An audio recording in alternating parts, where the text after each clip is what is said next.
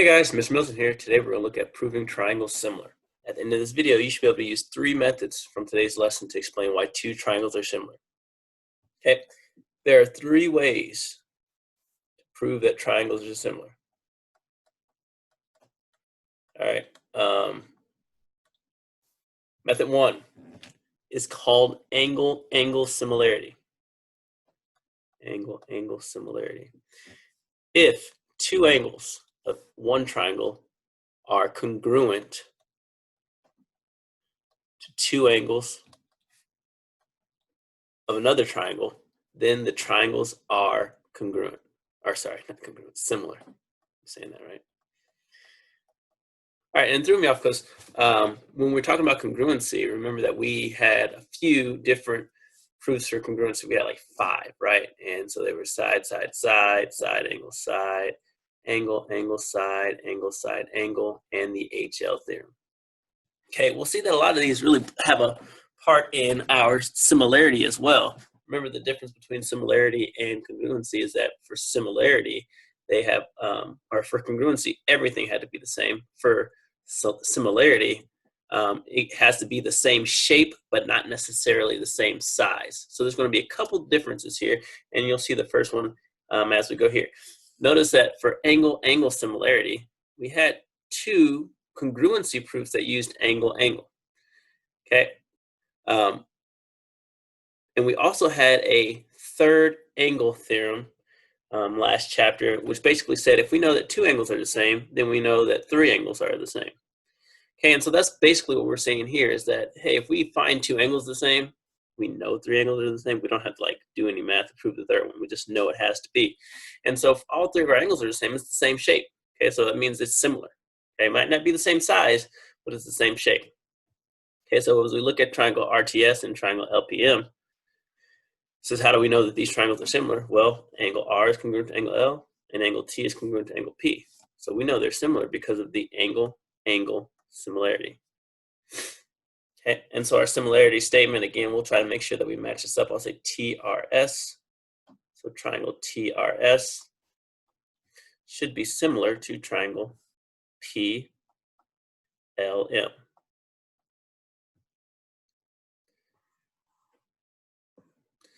Our second method is side angle side similarity. Okay, and now it says if 2 sides of one triangle are proportional, right? Because when we're talking about similarity, we're not saying congruent, we're saying proportional to 2 sides of another triangle, and the included angles are congruent, because our angles need to be congruent, then the triangles are similar.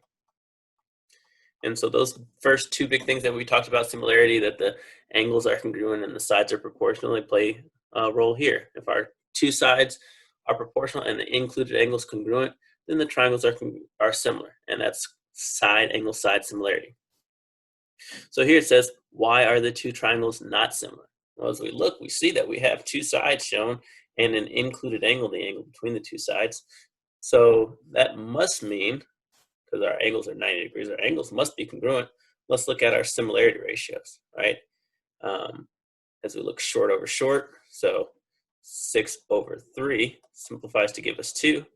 So our similarity ratio, hopefully, our ratio between these 2 sides is 2. So 10/4 simplify, and that gives us 5/2. Okay, and so we'll see that the ratio between the sides aren't the same, they're not proportional. Okay, so our sides are not proportional. Okay, and they need to be the same proportion if we're saying that the 2 triangles are similar. And then finally, our third way is the side similarity. Okay, notice that we have that little tilde to show that we're talking about similarity and not congruency. Okay, and it says if all sides of a triangle are proportional to the corresponding sides of another triangle, then the triangles are similar. Okay, again, big key here is that when we talk about similarity, we're talking about proportionality and not congruency. So it says show that the sides are or are not proportional. Okay, and my biggest hint, tip, clue for you guys here is just to make sure that you're setting it up so that you have the small side, the medium side, the large side, and that you're taking the small side from each of these triangles and putting them together and not just picking the ones that you think, okay, this is the leftmost, this is the rightmost. Okay, so as I set this up, I'm going to say, this is my left, this is my right triangle. Okay, just so I can make sure I'm keeping everything where it's supposed to be as I set up these numbers. Okay, and so my left triangle, the smallest side is 2. The medium side is 3. The largest side is 4. Okay. On my right triangle, the smallest side is 3, so it should be 2 over 3. My medium side, 4.5. My largest side, 6. Okay, so here I've taken my time to make sure that all of my corresponding sides are together, and I'm not losing any or messing up just by visuals. Okay, so now what I want to go through is what I want to do is go through and make sure that they all have the same ratio. Okay, and I can do that by dividing these or simplifying them and seeing that they come out to the same number, same fraction. So 2 over 3 doesn't simplify any further. If I wanted to make it a decimal, I'd say 0.66, repeating all that stuff. Okay, 3 over 4.5, when I look at it, I guess I can see that, hey, 1.5 goes into both of these, right? And 1.5 goes here twice, goes there 3 times. So look at 4 or 6, 2 goes in both of those, and so that simplifies to 2/3, right?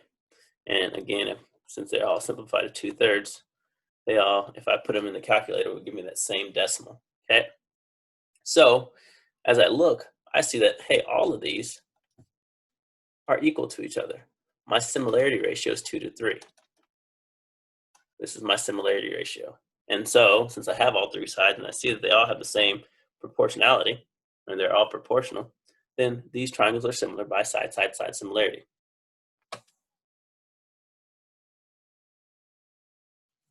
Okay, remember that you must prove that the triangles are similar before you can find a missing side or missing measurement, or set up a proportion to find a missing side.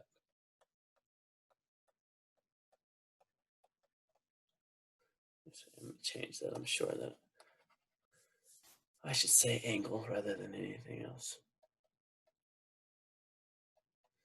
Okay, and what that does for us is it shows that we aren't just saying, well, this is the number that works. We have to say first, these are similar because, and now that we know that, here's the proportion that works with it. Otherwise, we're just throwing out numbers, okay? So here it says, find the length of ST if possible. And you'll see a lot of the times they'll say if possible, kind of as a reminder, you should tell me why you know this, okay? Or you should be able to tell me why you know this. So as I set this up, I want to make sure that I am looking at these 2 triangles. And so I say, okay, we have 10, the long side, it seems to go with 20. 8's the next side. You would think it goes with 15, but as you look at these triangles, notice in XYZ that we have 20, 15, and an included angle. Okay, in RST, we have 8, 10, and another angle, but it's not included. Okay, so here, it's not really possible. We don't want to rush into it and say, hey, let's find numbers. We don't have 2 angles. We don't have 2 sides and an included angle. We don't have 3 sides. So we don't have any of our different methods to prove that these triangles are similar before we start trying to find ST. Okay, so we wouldn't want to do that. Okay, especially since they didn't say these 2 triangles are similar, find ST. It says find length of ST if possible. So again, it's reminding us, tell me if they're similar. You can't do it if you can't tell me they're similar. Okay, the next problem says find the value of the variable if possible. Okay, they want us to find x here. They gave us 1 angle, and they gave us a couple sides, but not really enough to find anything. As we look, we should notice that, hey, this is kind of a bow tie problem, right? And so I can look here and see I have vertical angles. Okay, and now that I have vertical angles, I have angle in both of these triangles. So I can say I have angle, angle similarity. Okay, angle, angle similarity, good. And so as I set this up, I should be able to look at my ratio.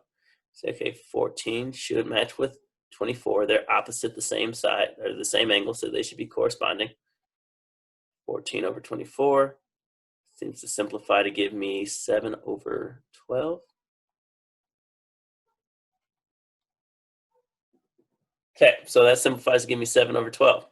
And now that is my similarity ratio. Okay, since I've proven that these are similar triangles, then my similarity ratio should be, will be able to be used throughout the problem. So now I have x and its corresponding side, 22. Right, again, I know that x corresponds with 22 because they're opposite the corresponding angles, right? So now I have a proportion I can set up and solve. Say 7 times 22, that's 154, equals 12x. Divide both sides by 12. 154 divided by 12 gives us 12.83. All right, not a beautiful number, but I know it has to work. All right, next it says find the length of MP if possible. Again, if possible, reminding us that we need to make sure that we look at any kind of proof that we have. So here, as I'm looking at my two triangles, you might say, you might be like, what, 2 triangles? Yeah, we have 2 triangles. We have triangle NMP.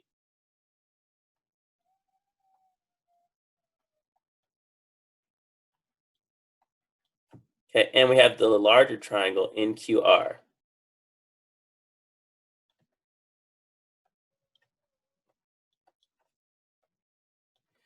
Okay, and so in our NMP, we have 8, 8. Okay, and in NQR, we have 18 and 18, right? But then notice we have this shared angle. The reflexive property angle N has to be congruent to angle N, and so we have side angle side, right? We don't really have to do the math here, knowing that they have the same to prove that they are similar. Okay, side angle side similarity here. And so now we will have to do the math in order to find MP. MP should correspond with QR, and we don't know what that is. I'm going to call it X. So 8 over 18, that simplifies to 4 over 9. Okay, and that will be X over 27. Cross multiply, 9X equals 108. Divide by 9, X equals 12. It's a nicer number. Okay, and then finally it says, if the measure of angle J is 29 and angle L is 34, what is the measure of angle Q? Okay, all right, so as we go through this, what we want to do before we find this, remember, is that we want to say, are these triangles similar? Because if they are similar, then our angles are the same, and we can find that pretty easily. If they're not, then we can't figure it out. So I'm going to set it up just like we talked about at the first page. Is I want to make sure that I have my proportions ready, and I'll do the larger triangle here. Seems like it has to be a larger triangle. 60 is my largest side. 45 is my next. 32 is my smallest. So on this side, I have 22 is my smallest, goes to 30, goes to 40. Okay, what's my ratio? So as I go through here, 40 over 60 simplifies to 2/3. 30 over 45, 15 goes in both of those, simplifies to 2/3. 11 over 33, or nope, it's not 33, 22 over 32. There we go, now I said it right. Feels like I should be able to divide by 2, gives me 11, divide by 2, give me 16. 11 over 16, close to 2/3, but not 2/3. These are not equal to each other. And so I can't find Q because there's no similarity here.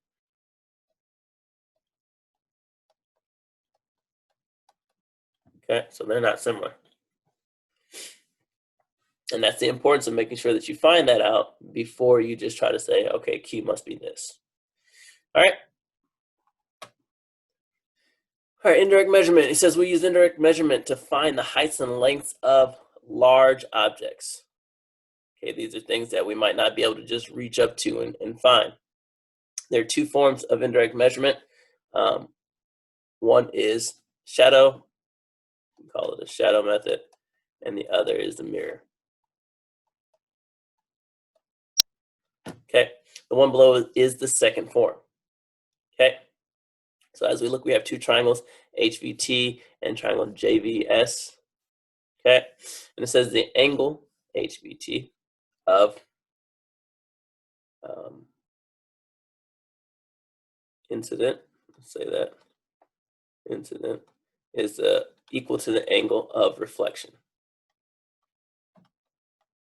Okay, and all that means is the angle that your eyes or your sight uses to find the mirror is the same angle that the vision's coming from, so that reflection. Okay, so what the angle that's used here is the same angle that bounces off. Okay, and that's helpful for us because what that shows us though is that, okay, these two angles, if we're using the mirror, are equal to each other. Okay, and when we talk about height, we are always talking about a perpendicular height, straight up from the ground. And so, this red might not jump off that picture. Hopefully as I write over it does. What we have is angle-angle similarity. So we've created similar triangles with a mirror. And now that we've created similar triangles with a mirror and we're given some distances that we could prove, right, or measure, because they tell us the TV is 7 feet, and we can measure straight across on the ground. This is 40.5 feet. And so now we can set up our proportion. And our proportion will go like this. Corresponding height over corresponding height, 6 feet over unknown x, equals corresponding height over corresponding height, 7 over 40.5. And so now as I cross multiply, 7x gives me 243. Make sure that's right. Don't want to give myself too much confidence. 40.5, there we go. All right, and then I'll divide that by 7, which should be 30, some decimal, 34.7.